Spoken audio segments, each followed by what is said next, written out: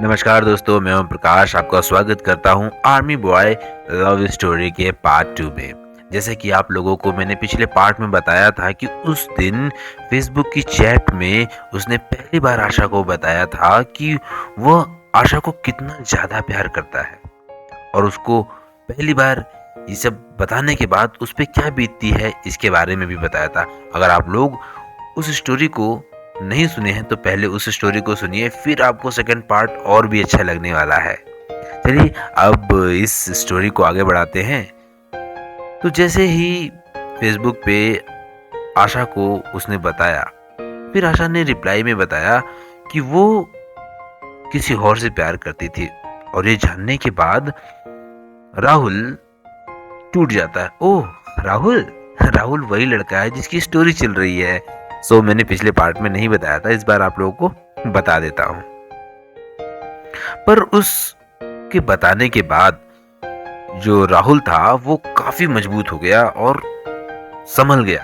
और अब राहुल पहले की तरह गुमसुम या उदास नहीं रहता था, बल्कि अब वो लोगों से घुल मिल के रहता है, उनको खुश भी रखता है और बड़ा ही खुशनुमा बंदा बन करके अपनी पूरी बटालियन में मौज मस्ती कर रहा होता है। चलिए अब इस कहानी में इस स्टोरी में एक नया मोड़ आता है। उस दिन फेसबुक की चैट में बहुत सारी पुरानी बातों को लेकर के बातें हो रही थी, लेकिन एक इंसिडेंट जिसने राहुल को झकझोर के रख दिया और उसकी जिंदगी को बदल के रख दिया, और ये वही इंसिडेंट है जिसकी वजह से वो बदलाव को महसूस कर रहा था, जो उसके अंदर बदलाव आए थे। तो उस इंसिडेंट के बारे में जानना बहुत ज्यादा जरूरी है।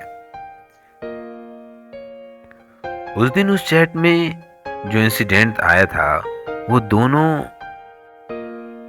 एक पानी पूरी की स्टॉल के बारे में लेकर के बातें कर रहे थे। चलिए मैं स्टार्ट करता हूँ। ये वाकई बहुत ही दिल को छू लेने वाला इंसिडेंट है। राहुल जब आर्मी में ज्वाइन हो चुका था, उसके बाद वह छुट्टियों में जब भी आता था तो वो अपने पास के बाजार में पानी पूरी के स्टॉल में जरूर जाता था। क्यों? क्योंकि आशा भी पानी पूरी की बहुत शौकीन थी, उसे भी बहुत पसंद था पानी पूरी, गोलगप्पे जैसे लोग बोलते हैं। इसलिए राहुल पानी पूरी के स्टॉल पे रोज शाम को चला जाता था कि शायद आज आशा से मुलाकात हो जाएगी। पर आशा की शादी हो चुकी थी और वह अपने ससुराल में ही रहती थी, बहुत कम अपने मायके आती थी, यानी अपने माँ के घर आती थी। पर आशा की जो चाहत थी राहुल के अंदर इतनी ज्यादा बढ़ चुकी थी कि वो जब भी छुट्टी पे आता था तो वह आशा के साथ रहना चाहता था, पर वो हो नहीं पाता था कि शायद आज उससे मुलाकात हो जाए या आज उसको देख लूं। बस इस सोच के साथ वो उस पानी पूरी के स्टॉल पे आता था। और एक दिन आशा अपनी माँ के घर आई हुई थी और राहुल की भी छुट्टी थी। और हर शाम की तरह राहुल अपनी वही रोजमर्रा के टाइम पे शाम को जाता था और वो पानी पूरी के उस स्टॉल पे उस दिन खड़ा था। और दूर से देख करके राहुल को लगा कि वो शायद आशा ही आ रही है। और जब पास आया तो उसने देखा और वो हक्का बक्का रह गया, जैसे उसे जाने कितने सालों की मुराद का फल मिल गया हो, जाने कितने सालों की तपस्या का फल मिल गया हो। जी हाँ, वो आशा ही थी और उसके होशो हवास उड़ गए और वो काफी खुश था। और उसकी खुशी को देख करके आसपास के लोग भी थोड़ा सा खुश थे और पूछ रहे थे क्या बात है। पर वो आशा के सामने नहीं जा रहा था। उसे लगा कि जो मेरी फेसबुक पे उसकी फ्रेंडशिप चल रही है, कहीं वो भी ना टूट जाए, कहीं वो मेरी वजह से गुस्सा ना हो जाए, एक्सेट्रा एक्सेट्रा। ये देख करके वो आशा से छुपाव में चला गया। आशा कुछ देर तक वहां रुकती है, अपना पानी पूरी खाती है और फिर थोड़ी देर बाद चली जाती है। अब वो डर इसलिए रहा था कि ये जो मौका मिला है उसे फेसबुक पे अपनी आशा से बात करने का, कहीं वो उससे भी न महरूम हो जाए। इसलिए वो रोज उसी शॉप पे आकर के किसी कोने में चुप के बैठ जाता था कि जब तक मेरी छुट्टियां हैं तब तक तो मैं अपनी आशा को जी भर के देख लूं। क्योंकि प्यार ही इतना था कि उसे पा तो नहीं सका, पर उसे प्यार करने के लिए उसे अब कोई रोक भी नहीं सकता था। पर डरता तो था ही, क्योंकि उसने आज तक इजहार ही नहीं किया था। और इस डर की वजह से कि कहीं इन सब चीजों की वजह से आशा उसे गुस्सा हो जाए और फेसबुक पे उसे अनफ्रेंड करके उसे कहीं ब्लॉक न कर दे, इसी कश्मकश में वो कभी भी आशा के सामने नहीं आता था और रोज आशा का इंतजार उसी स्टॉल पे करता था। ये काफी बहुत खुशनुमा था उसके लिए वक्त। ये बातें उसने आशा को उस दिन जब अपना इजहार किया था उसी दिन बताया। आशा ने जो बात बताई उसके बाद उसका यानी राहुल का बिल्कुल मन बदल के ही रख देती है।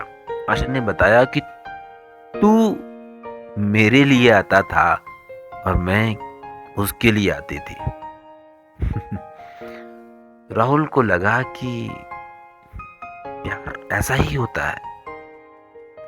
फिर आशा ने बोला कि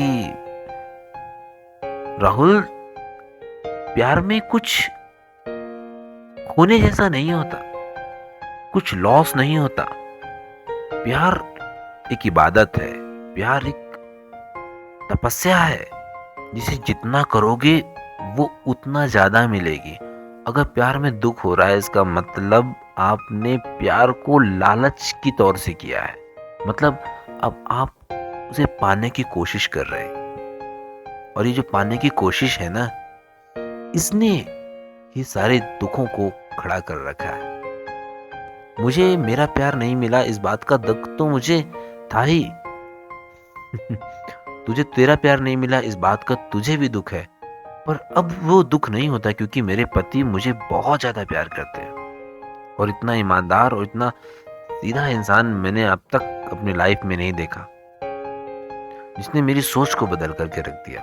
हाँ, मुझे कसक तो रहती है कि वो मेरी जिंदगी में होता तो शायद कुछ और होता, लेकिन अब मैं अपने पति को जब भी देखती हूँ तो लगता है कि शायद वो भी उतना प्यार नहीं कर पाता जितना पति जो मेरा है वो मुझे बहुत प्यार करता है। हाँ, प्यार में कभी भी लॉस नहीं होता।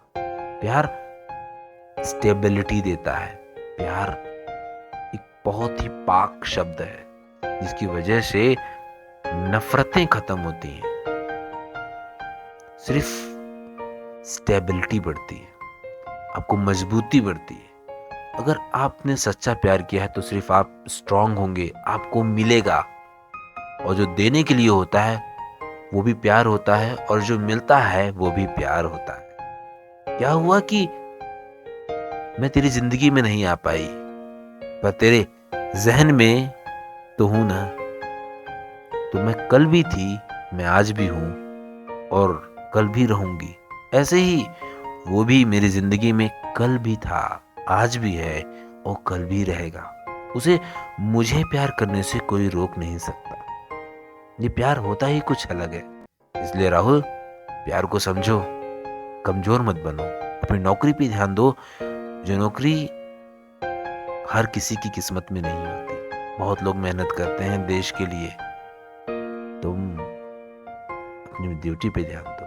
कहीं किसी रोज ड्यूटी में कुछ मिसहैपनिंग ना हो जाए तो यकीन मानो कि उस दिन मुझे बहुत ज़्यादा दुख होगा और तुम नहीं समझोगे कि मेरा एक दोस्त जो वाकई दिल का बहुत अच्छा है, मैं उसे खो दूंगी। और मैं नहीं चाहती कि किसी घर का चिराग मेरे एक अच्छे दोस्त की निशानी को खत्म कर दे। इन्हीं सब वजहों से राहुल का वो रवैया बिल्कुल बदल के रख देता है और राहुल पहले से कहीं ज्यादा खुशनुमा और लोगों का बहुत ज्यादा प्यारा हो जाता है। ये है सेकेंड पार्ट। और दोस्तों, इस पार्ट में कोई कमी हो तो बताइएगा जरूर। और नेक्स्ट पार्ट मैं कोशिश करूँगा थोड़ी जल्दी लाने के लिए। थोड़ा वक्त कम मिल पाता है, और आप लोग तब तक मुझे ऐसे ही प्यार करते रहिए और ऐसे ही दुलार देते रहिए। इस स्टोरीज़ को जितना ज़्यादा शेयर करेंगे, जितने ज़्यादा फीडबैक मिलेंगे, मुझे एप्रिशिएशन मिलेगा। तो इसलिए दोस्तों, प्लीज़ आप लोग मेरी वीडियोस को शेयर ज़रूर कीजिए। तब तक के लिए आप लोगों से विदा लेता हूँ, आपका होस्ट एंड दोस्त फौजी_on_007, यानी कि आपका अपना ओम प्रकाश। तब तक अपना ख्याल रखिए। जय हिंद, जय भारत, लव यू ऑल।